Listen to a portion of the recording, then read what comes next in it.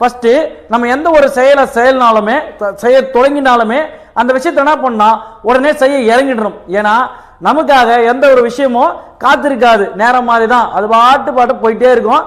எவரா போச்சு அப்படின்னு தேடுறதுக்குள்ள அது போயிட்டு இருக்கும். சரி, அந்த போச்சேன்னு சொல்லிட்டு தேடும் போதே இதுவும் போயிடும். அதனால இத்தனை நாள் போனதை பத்தி வருத்தப்பட தேவையில்லை. இப்ப சிம்பிளா ஒரே ஒரு நம்ம திருக்குறள் சொல்லணும்னா, தெய்வத்தால் ஆகாதினும் முயற்சிதன் மெய் வருத்த கூலி தரும் அப்படின்னு சொல்லிட்டு பார்த்தோன்னா ஒரு திருக்குறள் பார்த்தோன்னா இருக்கு.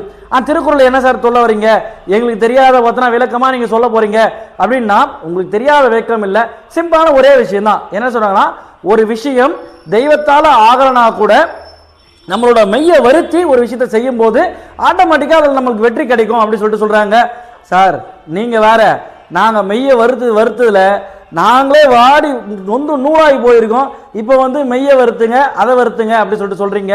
ஆனா எல்லாருமே மெய் வருத்திருப்பீங்க, அதை எப்படி வருத்துனீங்க அப்படின்ற ஒரு விஷயம் தான் வந்து அங்க ஒரு மைனஸா நமக்குள்ள இருக்கு.